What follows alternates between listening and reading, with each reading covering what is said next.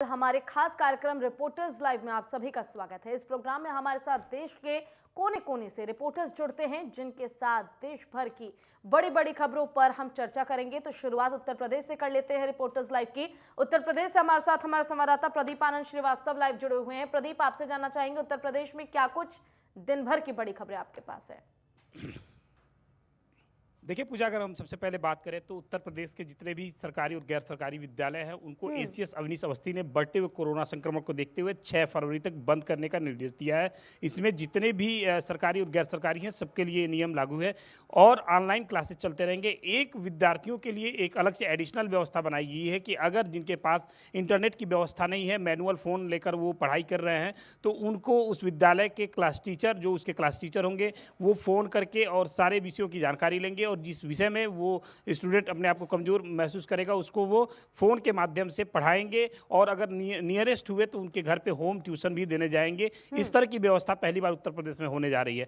अब हम बात करते हैं राजनीतिक हलचल की। आज उत्तर प्रदेश में सुपर सैटरडे है। अगर हम देखें तो भारतीय जनता पार्टी के सारे वरिष्ठ नेता आज पश्चिमी उत्तर प्रदेश में भारतीय जनता पार्टी के पक्ष में प्रचार करते हुए नजर आ रहे हैं। अगर हम बात करें सीएम योगी, राष्ट्रीय अध्यक्ष जेपी नड्डा और सबसे महत्वपूर्ण जगह अगर हम देखें तो मुजफ्फरनगर में अमित शाह एक बार फिर से दहाड़ेंगे, लोगों से बात करेंगे और भारतीय जनता पार्टी के पक्ष में वोट करने की अपील करेंगे। और इसके अलावा अगर हम देखें तो आज सीएम योगी आदित्यनाथ ने अभी कुछ देर पहले टीम 9 के साथ एक आवश्यक बैठक की है कोरोना कंट्रोल को लेके। और कोरोना कंट्रोल में जो कोरोना को लेके उन्होंने जो निर्देश दिए हैं उसमें प्रमुख रूप से जो है वैक्सीनेशन का जो दायरा है उसको और बढ़ाने की बात कही गई है। अवेयरनेस को और मजबूती के साथ जो समाज है, समाज में और फैलाने की जरूरत है, इस पर उन्होंने जो है सुझाव दिया है। और इसके अलावा जो वाराणसी में मेला लगने वाला है, वाराणसी और प्रयागराज में, वहां पर कोरोना हेल्प डेस्क की जो संख्या है उसको और बढ़ाने की बात कही गई है।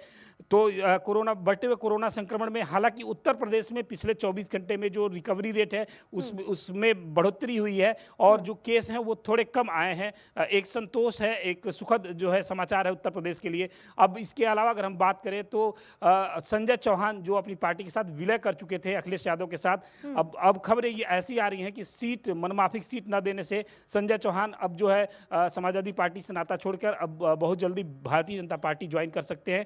ये बड़ी 4-5 खबरें हैं जिस पर आज नेटवर्क 10 की नजर बनी हुई है। ठीक है, आप नजरें बना के रखिएगा इन खबरों पर, आगे भी आपसे अपडेट लेंगे प्रदीप। फिलहाल अंकित पचौरी हमारे संवाददाता मध्य प्रदेश से हमारे साथ लाइव जुड़ चुके हैं। अंकित, आपसे जानना चाहेंगे मध्य प्रदेश की क्या कुछ अहम खबरें आपके पास है। पूजा, मध्य प्रदेश की बात करें तो जो कोरोना की रफ्तार है वो अब कहीं ना कहीं धीमी होती मध्य प्रदेश में नजर आ रही है। पिछले 24 घंटे की बात करें तो लगभग 9,000 मामले यहाँ पर सामने आए। पिछले दिनों देखा गया कि मामले 10,000 के भी पार यहाँ पर हो। लेकिन साथ ही साथ एक और चिंता यह भी बढ़ी हुई है पूजा की, जो ओमिक्रॉन का नया सब वेरिएंट है BA.2 BA.1, वो लगातार मध्य प्रदेश में बढ़ता जा रहा है। अभी जो है रतलाम में 5 नए संक्रमित मामले जो है सब वेरिएंट के मिले हैं, नए स्ट्रेन के मिले हैं, जिसमें से एक की मौत हो गई है। तो कहीं ना कहीं चिंता बनी हुई है। हालांकि मामले कम हो रहे हैं, इसके साथ साथ टेस्टिंग एक बड़ी वजह मानी जा रही है। टेस्टिंग लगातार कम की जा रही है। कल की रोज की बात करें तो पिछले 24 घंटे पहले लगभग 5,000 सैंपल यहाँ पर लिए गए थे। साथ ही 2 दिन पहले करीब 7,000 नमूने यहाँ पर लिए गए। तो टेस्टिंग कम की जा रही है, मामले भी कम हो रहे हैं। तो कहीं ना कहीं देखा जाए जो टेस्टिंग है वो कम हो रही है, इसके चलते ही जो कोरोना के मामले हैं उनमें भी जो है गिरावट जबरदस्त हुई। दूसरी खबर की हम बात करें पूजा, तो मध्य प्रदेश का जो मौसम है वो अब जो है फिलहाल ठीक बना हुआ है, लगातार धूप निकल रही है। लेकिन अभी फिर मौसम विज्ञान केंद्र ने कुछ जिलों में यहाँ पर ऑरेंज अलर्ट जारी किया है। आगामी 3-4 दिन में वहां पर बारिश और ओले होने की संभावना मध्य प्रदेश में। ठीक है अंकित, आपका बहुत बहुत शुक्रिया तमाम जानकारी के लिए। और इसी बीच रुक कर लेते हैं पंजाब का, जहां से हमारे साथ हमारे संवाददाता ईशा ठाकुर लगातार लाइव जुड़ी हुई हैं। ईशा, आपसे जानना चाहेंगे पंजाब की क्या कुछ महत्वपूर्ण खबरें आज दिन भर रहने वाली हैं।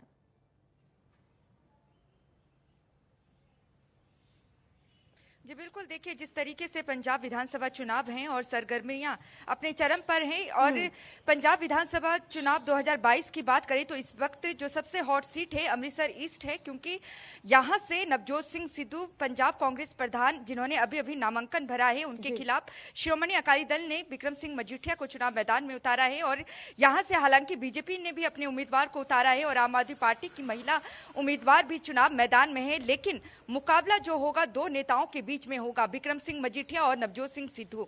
नवजोत सिंह सिद्धू ने 11:15 बजे नामांकन भरा है और नवजोत सिंह सिद्धू ने अभी तक हालांकि मीडिया के समक्ष कुछ बयान नहीं दिया है, लेकिन जिस तरीके से बिक्रम मजीठिया लगातार कह रहे हैं कि नशे के खिलाफ उनके ऊपर जो FIR दर्ज हुई है वो नवजोत सिंह सिद्धू की वजह से हुई है। हमने भी देखा कि किस तरीके से मुख्यमंत्री चरणजीत सिंह चन्नी जब मुख्यमंत्री बने पंजाब के, उस दौरान उनकी तरफ से जो भी फैसले लिए गए उसका विरोध कहीं ना कहीं नवजोत सिंह सिद्धू ने किया, चाहे DGP हो या AG हो, उन्हें हटवाया गया और बाद में बिक्रम सिंह मजीठिया जो कि एक कदावर नेता हैं श्रोमणी अकाली दल के, उनके खिलाफ नशे को लेकर FIR दर्ज हुई। जी। ऐसे में श्रोमणी अकाली दल के प्रधान की तरफ से ये सियासी खेल खेला गया और हालांकि बिक्रम मजीठिया 2 सीट से चुनाव लड़े हैं, मजीठा सीट से जहां से वो मौजूदा विधायक हैं और दूसरा अमृतसर ईस्ट से। और आज हालांकि पंजाब के जो आम आदमी पार्टी के CM उम्मीदवार हैं, मुख्यमंत्री पद के जो उम्मीदवार हैं भगवंत मान, वो भी SDM कार्यालय पहुंच चुके हैं अपनी माता के साथ।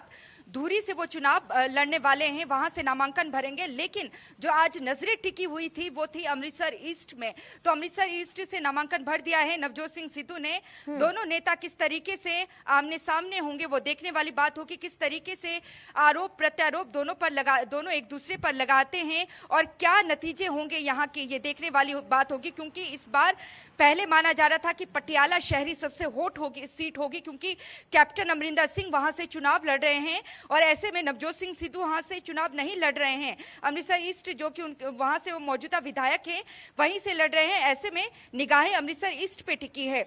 दूसरी बड़ी खबर की अगर हम बात करें, आज आम आदमी पार्टी 3 बजे जालंधर में प्रेस कॉन्फ्रेंस करने वाली है और भगवंत मान CM उम्मीदवार भी साथ में होंगे और ये आज दूसरा दिन है अरविंद केजरीवाल का पंजाब दौरे का।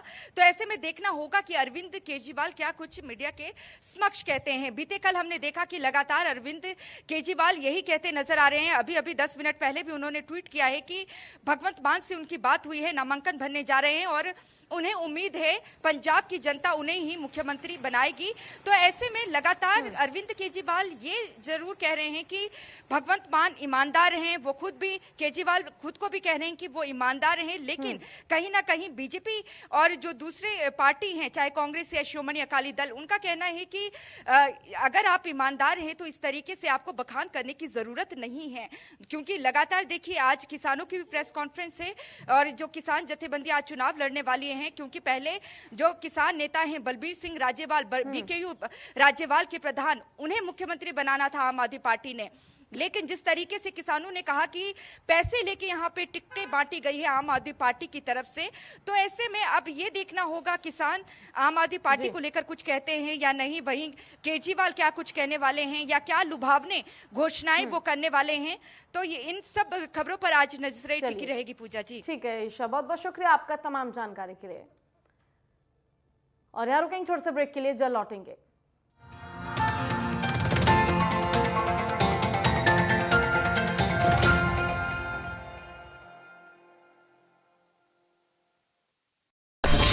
शोर नहीं, बहस नहीं, पंजाब में सब कुछ ठीक है, उसे लेकर आप क्या कहेंगे? नवजोत सिंह सिद्धू वो मुद्दे उठा रहे हैं कि पंजाब में जो माफिया राज चल रहा है। मैं जवाब दे दूं इनकी बात का। बिना तथ्यों के बकवास नहीं, तेवर हमारे कम नहीं, अंदाज नया, सोच नई। देखिए बदलते भारत की तस्वीर नेटवर्क 10 के साथ।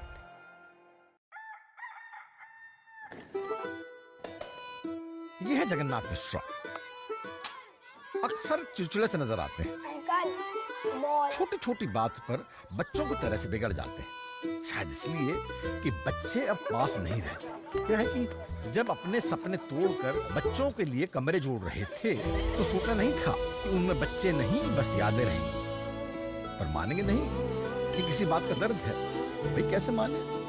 मर्द हैं तो अब बस खाली दिनों को रूटीन से भरकर टाइम टेबल बना रखा है और बीवी को घड़ी की सुइयों पर नचा रखा है। पंडित जी, खाली मकान है और जिंदगी सुनसान है, पर एक बात से जगन्नाथ जी अनजान है कि जिंदगी में भूचाल बनकर आने वाली एक खास मेहमान है।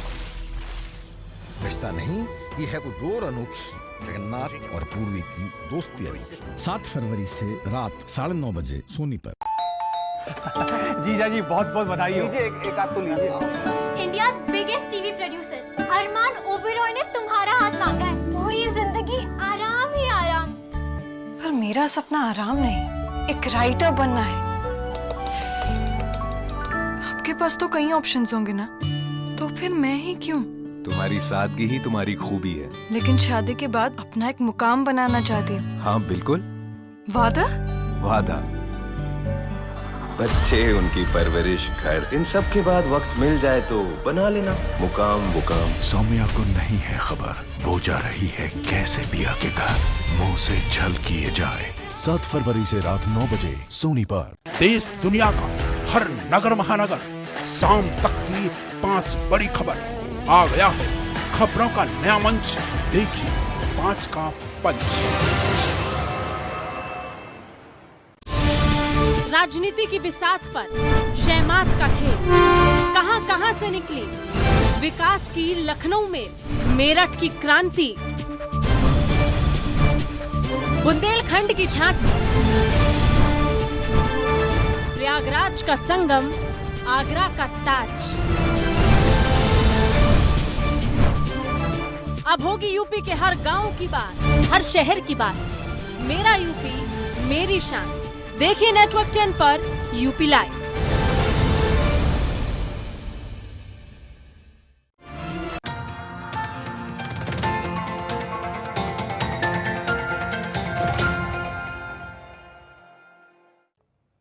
चलिए ब्रेक के बाद सीधे जम्मू कश्मीर का रुख करेंगे, जहां से हमारे साथ हमारे संवाददाता एजाज रशीद जुड़े हुए हैं। एजाज, आपसे जानना चाहेंगे जम्मू कश्मीर में क्या कुछ महत्वपूर्ण रहने वाला है आज पूरे दिन भर? जी पूजा, अगर मैं बात करूँ जम्मू कश्मीर की यूटी अगर बात करें तो यहाँ पे ओमिक्रॉन की केसेस लगातार बढ़ते जा रहे हैं, दिन ब दिन बढ़ते जा रहे हैं। तो यहाँ पे गवर्नमेंट इंतजामिया ने वीकेंड लॉकडाउन नाफिज किया गया है, जो जुम्मा से मंडे तक बरकरार हो रहे हैं। कि यहाँ पे जो पुलिस है, गवर्नमेंट इंतजामिया है, डिस्ट्रिक्ट एडमिनिस्ट्रेशन, ये लोगों को आगाह कर रहे हैं कि तो जिस तरह बताया आपको एजाज ने कि कोरोना के आंकड़े लगातार जम्मू कश्मीर में बढ़ते जा रहे हैं और ऐसे में कोरोना के बढ़ते आंकड़ों पर नियंत्रण पाने के लिए सरकार लगातार प्रयास कर रही है। हालांकि वैक्सीनेशन की प्रक्रिया भी पूरे जोरों से चलाई जा रही है और ऐसे में लोगों से भी अपील की जा रही है कि बढ़ चढ़ कर वैक्सीन ले। हालांकि वहीं बात करें अगर हम फ्रंटलाइन वर्कर्स की, तो उनको बूस्टर डोज भी लगाए जा रहे हैं। रुक कर लेते हैं झारखंड का। हमारे साथ हमारे संवाददाता सूरज कुमार जुड़े हुए हैं। सूरज, आपसे जानना चाहेंगे झारखंड की क्या कुछ महत्वपूर्ण और बड़ी खबरें आपके पास है आज?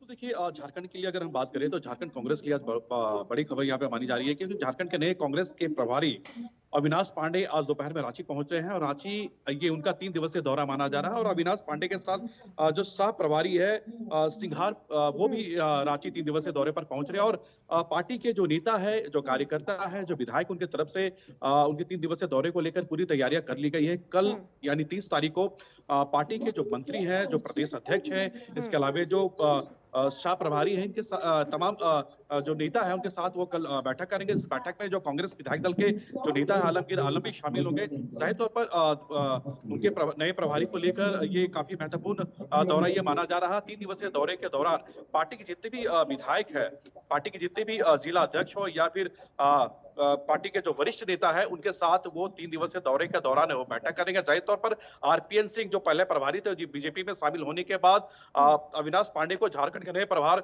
दिया गया है और उसी प्रभार के तहत वो आज रांची पहुंच रहे हैं। और 3 दिवसीय दौरे के दौरान कई तरह के टिप्स यहाँ पे अपने पार्टी नेताओं को वो देंगे। तो जाहिर तौर पर प्रदेश प्रभारी के झारखंड दौरे को लेकर कहीं ना कहीं जो पार्टी की तो तैयारियां वो पूरी हो चुकी है।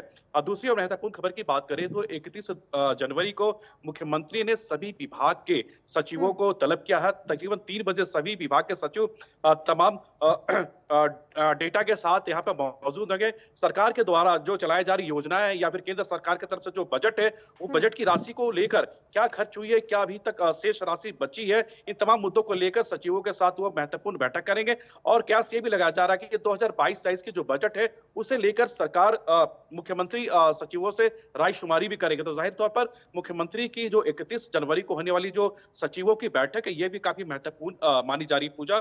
और तीसरी और महत्वपूर्ण खबर की बात करें तो झारखंड में लगातार अपराध का बढ़ता ग्राफ को देखते हुए झारखंड के डीजीपी नीरज सिन्हा ने एक महत्वपूर्ण बैठक बुलाई है। ये बैठक वीडियो कॉन्फ्रेंसिंग के जरिए होगी और जिले की तमाम एसएसपी हो, एसपी हो या फिर आईजी हो, डीआईजी हो, तमाम जो वरीय अधिकारी है वो वीडियो कॉन्फ्रेंसिंग के जरिए वो जुड़ेंगे। जाहिर तौर पर लगातार देखा जा रहा है कि झारखंड में जो अपराध का ग्राफ है वो लगातार बढ़ता जा रहा है। इससे कैसे अंकुश लगाया जाए, इन तमाम मुद्दों को लेकर यहाँ पे रायशुमारी की जाएगी। पूजा, बिल्कुल, आपसे ये भी जानना चाहेंगे सूरज कि आखिर झारखंड राज्य में कोरोना की क्या स्थिति है?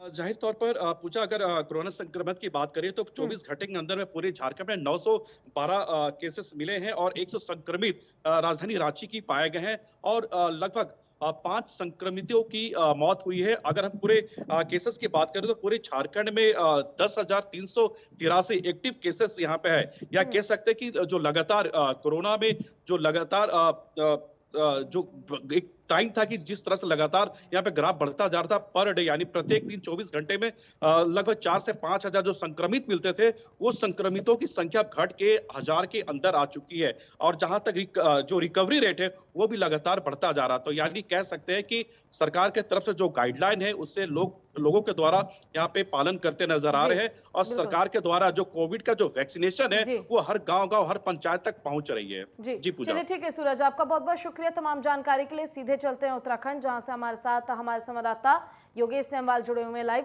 योगेश, आपसे जानना चाहेंगे उत्तराखंड की क्या कुछ बड़ी खबरें आपके पास आज दिन भर की? जी बिल्कुल, जब हम उत्तराखंड की बात करते हैं तो उत्तराखंड में अब चुनाव प्रचार अगर कहें, चाहे वर्चुअली तौर पर बात करें या कैंडिडेट पर्सनली लोगों से मिल रहे हैं, तो वो बहुत तेज हो चुका है और कोविड नियमों का पालन करते हुए लगातार अब प्रचार प्रसार बढ़ रहा है, तेजी से आगे बढ़ता जा रहा है। फिर चाहे कांग्रेस की बात करें या फिर बात करें भाजपा की। कल अगर बात करें तो कल जितने भी कैंडिडेट हैं सभी ने अपने अपने पार्टियों के करें, निर्दलीयों की बात करें, सभी ने प्रत्याशियों ने नामांकन कर दिया। उसके बाद अब प्रचार प्रसार के लिए अगर आज बात करें तो आज मुख्यमंत्री जो हैं वो उत्तरकाशी के दौरे में रहेंगे, उत्तरकाशी जाएंगे, वहां पर प्रचार प्रसार करेंगे अपने कैंडिडेट के लिए। भाजपा का जो कैंडिडेट है उनके लिए उत्तरकाशी और गंगोत्री में वो प्रचार प्रसार करेंगे। उसके बाद वो देहरादून आ जाएंगे वापस। और दूसरी तरफ अगर बात करें हरीश रावत की, तो हरीश रावत भी लाल कुआं में है और उसके बाद वो वहां पर भी प्रचार प्रसार करेंगे। और इसी तरह से गणेश गोदियाल भी अपने क्षेत्र में है, वहां पर प्रचार प्रसार कर रहे हैं। लगातार अगर कहें तो पूरा का पूरा प्रचार प्रसार का ही दौर इस समय चल रहा है। एक अभी कांग्रेस की एक प्रेस कॉन्फ्रेंस भी है। अगर कांग्रेस की बात करें तो जो गौरव वल्लभ हैं वो एक प्रेस कॉन्फ्रेंस ले रहे हैं, उनके जो केंद्रीय प्रवक्ता हैं। और कल भी उनके जो रणदीप सुरजेवाला हैं वो आए थे यहाँ पर, उन्होंने भी एक प्रेस कॉन्फ्रेंस की थी। वो भी लगातार प्रदेश सरकार और केंद्र सरकार पर हमले बोल रहे हैं और हर दिन प्रेस कॉन्फ्रेंस कर रहे हैं। दूसरी तरफ अगर भाजपा की बात करें तो भाजपा भी लगातार उनके प्रेस कॉन्फ्रेंसों के जवाब दे रही है। यानी अगर भी कहें तो पूरे तरह से चुनावी मोड में जो है वो प्रदेश आ चुका है और वही यहाँ के राजनीति में भी देखने को मिल रहा है। आम लोग भी जो है लगभग उसी जो पूरे के पूरे लहर है उस पर चलते हुए दिखाई दे रहे हैं। जी, ऐसे में योगेश आपसे ये भी जानना चाहेंगे कि आखिर कोरोना की क्या स्थिति है, क्योंकि चुनाव भी है और ऐसे में कोरोना भी अभी कम नहीं हुआ है।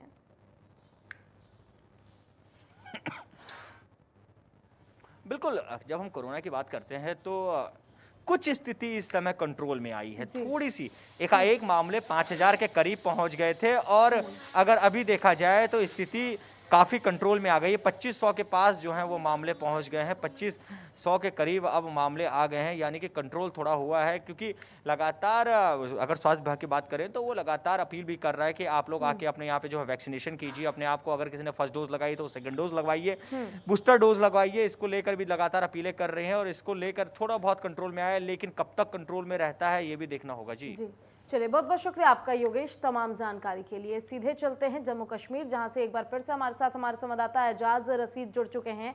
एजाज, आपसे जानना चाहेंगे क्या कुछ बड़ी खबरें आपके पास जम्मू कश्मीर से? जी पूजा, मैंने पहले भी बताया कि जो यहाँ पे ओमिक्रॉन की केसेस लगातार बढ़ते जा रहे हैं जम्मू कश्मीर यूटी में, तो गवर्नमेंट इंतजामिया यह भी अपील कर रहे हैं, ये भी लोगों को आगाह कर रहे हैं कि दिन ब दिन गाड़ियों में ये भी आगाह कर रहे हैं कि घरों में बैठिए, भीड़ भाड़ न करिए। तो इसके साथ साथ बूस्टर डोज लगाने की अपील कर रहे हैं गवर्नमेंट इंतजामिया ने। इसके साथ साथ यहाँ पे लॉकडाउन, वीकेंड लॉकडाउन की नाफिज भी किया है। वो जुमा से मंडे की सुबह 6 बजे तक वो नाफिज किया गया है गवर्नमेंट इंतजामिया की तरफ से। दूसरी बड़ी बात यह है कि जो डिविजनल इंतजामिया ने यहाँ पे मतलब कश्मीर में ये भी ऐलान किया है कि जितने भी 2018 से 2022 तक जितने भी मुलाजमीन लगे हुए हैं यहाँ पे, तो उनको सीआईडी वेरिफिकेशन करनी बहुत जरूरी है। डिविजनल इंतजामिया ने जितने भी डिस्ट्रिक्ट में डीसी साहब बैठे हुए हैं उनको आगाह किया है कि जितने भी मुलाजमीन हैं अपने अपने डिस्ट्रिक्ट में उनको मतलब सीआईडी वेरिफिकेशन करवाइए। जी पूजा। जी देखिए, वैक्सीनेशन की प्रक्रिया तो बिल्कुल तेज है ही एजाज, लेकिन ऐसे में कोरोना के बढ़ते आंकड़े कहीं ना कहीं जिस तरह देश में बढ़ रहे हैं, अब कहीं ना कहीं राहत जरूर है कि 2 लाख मामले आ रहे हैं। ऐसे में जम्मू कश्मीर के क्या हालात हैं? जम्मू कश्मीर में भी दिन ब दिन केसेस बढ़ते जा रहे हैं। ये तो सही बात है, जम्मू कश्मीर में केसेस बढ़ते जा रहे हैं। बूस्टर डोज भी लगाते हैं गवर्नमेंट इंतजामिया, आगाह भी करते हैं लोगों को बूस्टर डोज लगवाने के लिए, तो मगर जम्मू कश्मीर में दिन ब दिन केसेस बढ़ते जा रहे हैं। बिल्कुल एजाज, देखिए अगर तस्वीरों की हम बात करें तो तमाम राज्यों से इस तरह की तस्वीरें सामने आती हैं कि लोगों के चालाना कार्रवाई की जा रही है, लोगों के चालान काटे जा रहे हैं क्योंकि लोग लापरवाह भी नजर आ रहे हैं। ऐसे में क्या जम्मू कश्मीर भी इस तरह की कोई तस्वीरें देखने को मिलती है जहाँ लोग जी ऐसी सूरत हाल जम्मू कश्मीर में भी है। जो लोग लापरवाही करते हैं उनको चालान कटते जा रहे हैं कश्मीर में, ये तो सही बात है। जी, आतंकियों की गतिविधि पर क्या रोक लगा हुआ है? जी, जम्मू कश्मीर में जिस तरह से हम देखते हैं कि आए दिन आतंकी हमले होते रहते हैं, इसको लेकर क्या अपडेट्स हैं आपके पास? इसको लेकर कोई जानकारी? चलिए ठीक है, आपका बहुत बहुत शुक्रिया तमाम जानकारी के लिए एजाज। तो देखा आपने कि किस तरह से लोग जम्मू कश्मीर भी लापरवाह हैं, लोग अभी भी कोरोना की जो प्रोटोकॉल है उसका पालन करते नजर नहीं आ रहे हैं, और ऐसे में अभी भी लोगों से यही अपील है कि संभल जाएं वक्त रहते, और ऐसे में कोरोना को मात देने में सहयोग करे देश का, ताकि आप भी सुरक्षित रहें और दूसरे भी सुरक्षित रह सके। और इसी के साथ फिलहाल के लिए इस बुलेटिन में बस इतना ही। आप देखते रहिए नेटवर्क 10। जय हिंद।